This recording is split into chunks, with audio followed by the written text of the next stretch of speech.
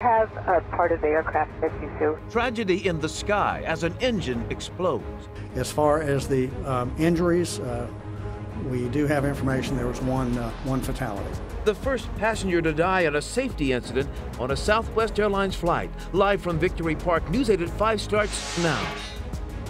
The panic for passengers on a Southwest Airlines jet bound for Dallas. One nearly sucked out after an engine explosion. And today, for the first time in their history, one of our biggest employers is dealing with the death of a passenger in an accident. Southwest CEO Gary Kelly speaking just a short time ago. This is a sad day, and on behalf of the entire Southwest family, I want to extend my deepest sympathies for the family and the loved ones of our deceased customer. They are our immediate and primary concern, and we will do all that we can to support them during this difficult time. A live look right now at Southwest Airlines headquarters at Dallas Love Field. CEO Gary Kelly is expected to give an update at any moment. We will bring that update to you, that news conference, as soon as he arrives to the podium. All right, that plane was packed with passengers either from North Texas or planning to visit, or at least coming through for connections. Our Jason Wheeler is anchoring our coverage from Dallas Love Field, home of Southwest Airlines. Jason? Yeah, just a tragic situation today, John and Izzy, as we learned that passenger did die, the one who was severely injured on that flight after they had that incident. In just the last few minutes, we have gotten confirmation from a TV station in Albuquerque that passenger was from Albuquerque, not from Dallas. But again, all of these people had some connection to flying into here today. Of course, that airplane never did make it here. It diverted to Philadelphia shortly after taking off from LaGuardia Airport. We do know that an engine blew out, at what the NTSB calls an engine failure. That is preliminary right now. They're not going to get too far ahead of themselves in determining what this may have been. They're just calling it an engine failure at this point. We also know that shrapnel flew into a window of the airplane, breaking it. Now, keep in mind, they were at 32,000 feet at this point. That cabin was pressurized. And so you know what happens next. The air goes rushing out from inside the cabin, and passengers report that a woman was partially sucked out. One passenger on social media said it happened just a few windows away from him. We still don't know the ID of the person who died earlier today, but again, a station in Albuquerque is saying that person was from Albuquerque. Just to give you your bearings here, we have a map. This all started in New York. This plane took off this morning from New York's LaGuardia Airport. Everything seemed okay. It was supposed to be headed to Dallas, but not long into that flight, that engine blew out, and they made an emergency landing in nearby Philadelphia. You know, all of us at some point or another have traveled, and we all feel a loss like this because it just seems like such a freak accident that something like this could happen. And Rebecca Lopez has been speaking with passengers inside Dallas Love Field today. She is joining us now with more on that, and of course more, Rebecca, on how a lot of us learned exactly what was happening today through social media almost in real time here. Yeah, that was pretty incredible. Also, we have been waiting for some of those passengers from Philadelphia to arrive, but those planes have been delayed, those flights have been delayed. But we have been talking to passengers from other destinations, and all of them say that they were concerned, but also a little bit frightened flying today, a little bit nervous. Now, let me show you some of the pictures and videos that were posted on social media by passengers on Flight 1380.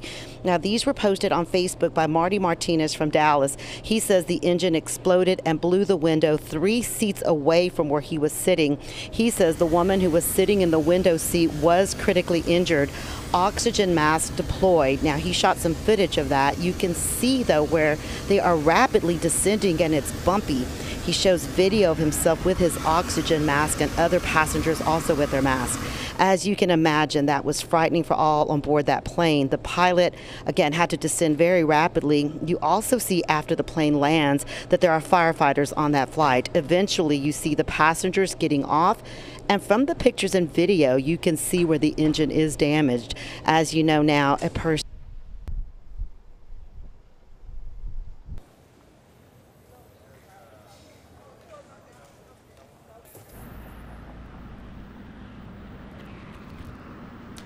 Sorry about that. It looks like we've had a technical difficulty there with Rebecca's feed from inside the airport. I want to let you know, though, that about 50 minutes ago, we saw a tweet go out that the NTSB is on the scene where that airplane has been parked in Philadelphia at the airport. So they are already there at the scene. They're already going through some of the evidence. We heard from them today that they would actually be putting out more information as the evening goes. The chairman of the NTSB is included in that team, and they briefed reporters just before they left. Let's listen in.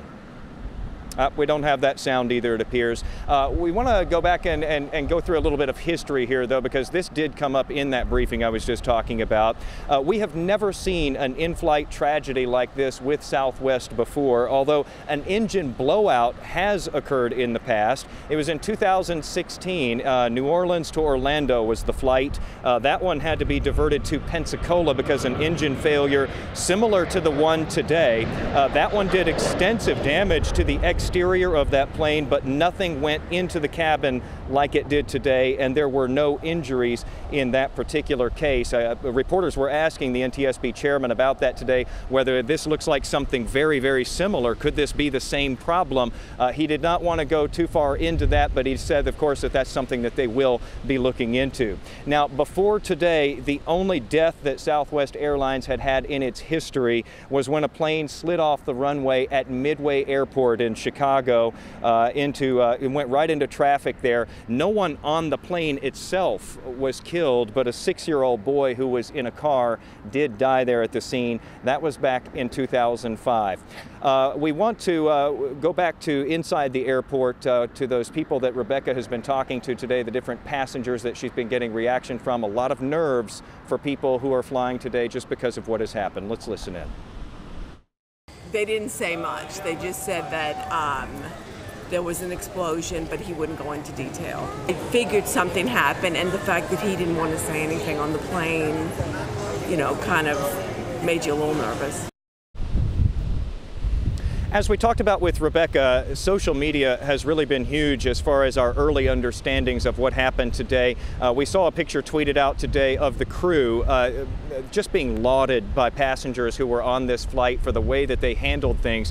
What a terrible situation for that flight crew to find themselves in. They knew that they had people injured. They knew that they had a really serious injury on board. Again, they were at more than 32,000 feet when this happened. We have done the math on this. We've looked at the timeline on this. They brought that plane from 32,000 plus feet down to the tarmac there in Philadelphia in less than 20 minutes today, and they did it on just one engine with some pretty extreme circumstances there. So as bad as this was today, John and Izzy, it certainly could have been a whole lot worse. Our thanks to Jason Wheeler live from Dallas-bound Southwest tonight. A reminder that we are awaiting a new led by Southwest CEO Gary Kelly at any moment now. We will bring that to you as soon as it happens. And again, that passenger who was killed on the flight today from Albuquerque, according to a television station there. And we'll bring you all developments as they happen online, on air, and on our social media platforms.